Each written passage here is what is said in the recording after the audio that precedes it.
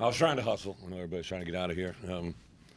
5:30. I might actually get date night tonight with my wife. But super excited to have this season here at home end the way that it did, to be a 6-1 campaign. Obviously the best, I think, since 2001, but also the best attendance, I believe, since 2009. So give a lot of credit to the fans. We talked about it all week, not just to give our seniors a great ending to the day, but also to give the fans. I know we've made a big push to make Memorial Stadium something special, and hopefully it's something to continue in the fall. So I would just say thank you to that. Thanks for the Thorpe Ward. Where are the Thorpe guys at? In the back, right? Appreciate you guys coming, taking a peek at Xavier, who's one of their finalists.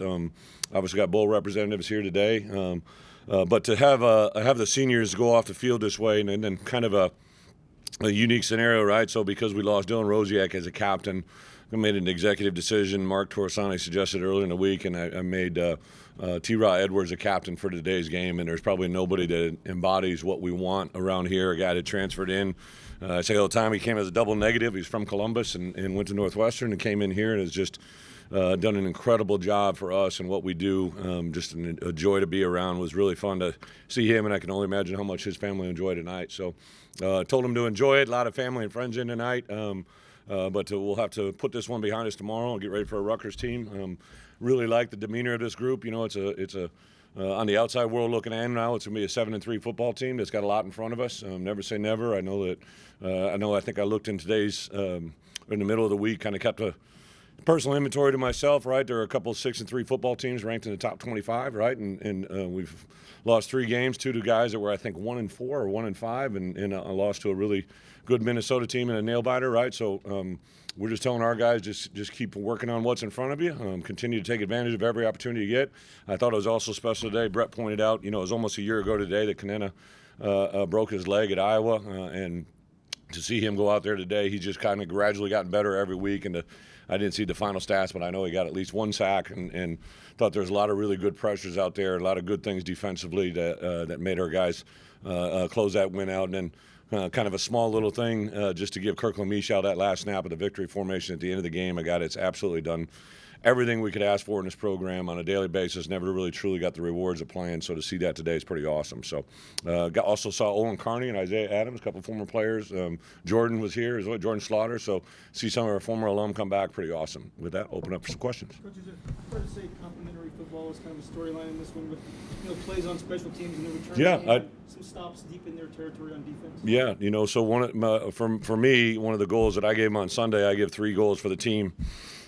The first was to prepare a plan, and the second was to practice the plan, and the third one today was to play the plan, right? And we talk about it, prepare our TSD edge, practice our TSD edge, and then play our TSD edge. And that's tough, smart, dependable edge. That's kind of what we are. It's the complementary fact of what we are. It showed up in a lot of games, not just today. It might be the storyline, but I think our guys really buy into playing off one another. I think we hit a little low offensively in the second half there, and our defense continued to show up, and obviously gave up the first drive, but to close that out, I think. And then Hank Beatty, just another guy, right? Just really, left the game 2 weeks ago with a dislocated finger that his bone came out, right? And he's playing with stitches and catching the ball. Just another great indication of who he is. Talk about third down, 2 for 15 for Michigan State. Obviously, a big improvement for you guys. That speed package. Yeah. What went into that? What did you guys see? Yeah, so one of the things that I've kind of evolved in my career is just that, like, when you give guys roles, no matter how little it may be, right? Just to put a guy on a starting third down package, they just take a lot of pride in that moment, right? And when they're trying to earn a way to the field, but also third down.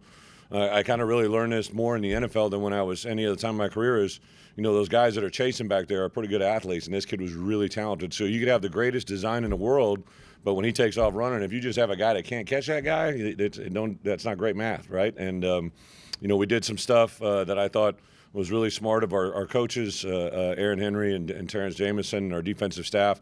Literally that first sack we gave, that was all coaching.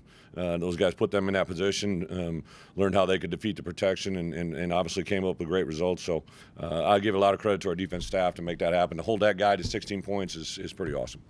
rotated through the three running backs for most of the first half. What did you like about Josh maybe as the closer? Josh is just, really the last 5-6 games.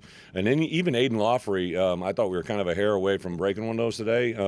Khalil does some nice stuff. Those three guys, I give all the credit in the world. Thad Ward is just it's just incredible for me to watch Thad work. He's not a guy that says a lot. He just does a lot.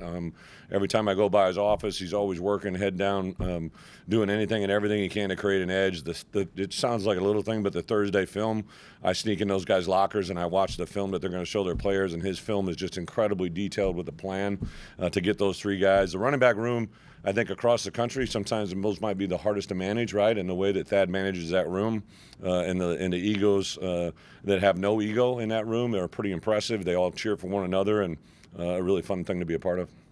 I know you're thinking bigger. You got a tie on today? Nice look. Yeah. You clinched a winning season today. So, okay. And there's not been a whole lot of those. You had one a couple of years ago. Uh-huh. How important is that as you try to build this thing up? A great point. And to be honest, I think you'd also probably notice if you go back and check the notes, right? Like when we became bowl eligible, I didn't say nothing about that. I ain't gonna say nothing about when we're winning season, right? It's called the expectations. And what we've tried to do since we've come here is change the expectations of what people think of this place and what it is. Our expectation is try to go 1-0 every week. Obviously, we fell short of that 3 times this year, and that's incredibly disappointing, but I'm also happy that we found 7 opportunities to be victorious, right? So we got 2 great opportunities in front of us. I'm super excited to play with these guys. I think that, they're going to go up and do what they have to do to prepare to play Rutgers. Whatever happens, happens, and I bet you whatever happens, they're going to play really hard against Northwestern. So I'm excited about it, but we're just continuing to grow and make a great impression. We had a lot of good recruits in here again today and had a lot of great communication with the recruits the last couple of nights. They're in the playoff season, and those guys taking notes. So I think this program just continues to grow. The attendance, the records, again, the way the norm, you should vote us in the top 25. You got to vote like everybody else votes their 6-3. Put our record against other people's records and see where we are, all right? And I think that's a really good thing.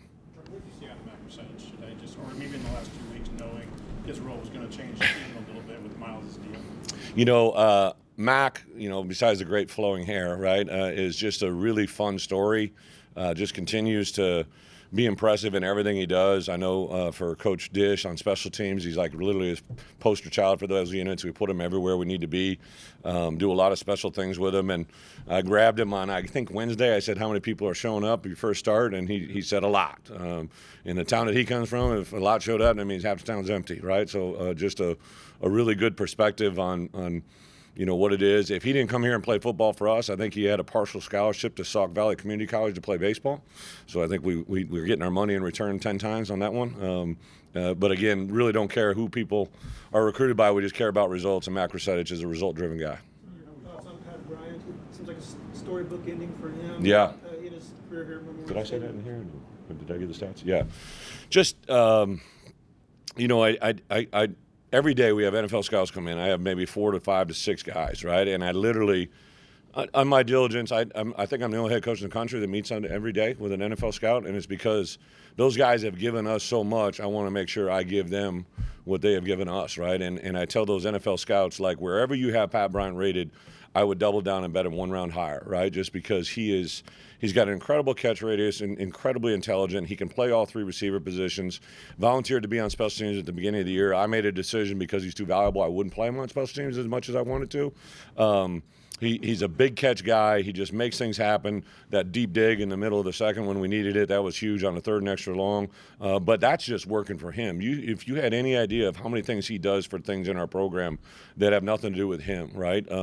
We had a donor come through yesterday. There was a very significant donor that I believe gave $500,000 to the Smith Center, and their son walks through with a 13 Pat Bryant jersey on, and they said, hey, Kai was a big fan of Pat Bryant, so Pat Bryant literally stopped, gave him his glove, signed his jersey. And for me, for Josh, as the athletic director, we know the value in that for donors, right? That it's not just kids that represent us, it's the way they represent us, and Pat Bryant is a shooting star. Change of guard at punter today? Yeah. What happened there? Nice story, yeah. Breezy just has continued to be very impressive. I thought really the last 2 or 3 weeks we were going to try to give him a shot, and then he just really put himself in a position this week to be very, very consistent during the course of the week. We knew today was going to be a win game, and we knew that was going to be a big part. But I give Hugh credit too. Hugh didn't hang his head, went in there and did a nice pooch situation at the end of the game. So Breezy's very talented, very excited to have him, and I think put a nice little spin on the last couple of games. Get the production you did out of Gabe and Seth to your stars, and what's that mean for you guys as close out the season? You know, that outside backer room, again, we knew they were talented coming in. I give a lot of credit to those guys working individually to make themselves good. But Alec Bryant, I thought, did some stuff today. JoJo, who we added in. Unfortunately, Joe Barna and Demetrius Johns, those guys were repping with the twos. Both of them had an in-practice injury, one on Tuesday, one on Wednesday, that took them out. We knew they were going to be questionable today. So those guys handled a workload that was really, really good. You know, Gabe just continues to impress me, his awareness, his football intelligence. And then Seth, I had a feeling, you know, I knew Mom was here today, you know, so I knew there'd be a little mojo in that tank. It's fun to watch them hit the pay dirt. And then, you know, that first sack of the game, Gabe, we thought we had a beat on what they're doing, and we called it, and he hit an unbelievable pass rush move there that kind of gave it. The only thing I would give him is I would have stripped the ball out instead of the sack, because that ball is worth more than the sack. But really, really good growth by those guys. You mentioned offense. One more after the lull in the second half. How much of that was maybe protection-driven? Because Luke seemed to be. You know, I don't know. I know that we didn't score any points, and we got some 3 and outs, but I'm not going to dwell on the negative. I'm going to be on the positive, right? I'll evaluate that film tomorrow. I think one of the things that was great is we scored a lot of points today. Made the most of our opportunities and made it a game at the end. It was 3 scores. Really, it was never a contest. Last one. Luke looked really calm, cool, and collected today, and he got the ball out quickly. He looked really confident. So what did you like seeing from him? You know, Luke's continued to be the guy we see at practice. Just really, really diligent. One of my favorite parts of the week is on Fridays. We meet and Kirkland and D. Leary give reports on Wednesday, and then on Friday we meet on end of half, end of game, and I'm in there as a head coach. And I always say volume reflects confidence, and to hear Luke talk about the end of half, end of game scenarios he watches and learns and tells us what the offense or what the defense is going to do, and then to see it show up out on the field. I think today was one of those great examples of what you see during the course of the week is what you get during the game. And to see his mom and dad after the game, see a smile on their face and put themselves in a position to know how special their son is and what he can have in front of us. Obviously, Pat Bryant just set a record. Well, those all things came about because of Luke Altmaier throwing it, right? So really excited about Luke but where Luke can go. Thank you, guys. Thank you.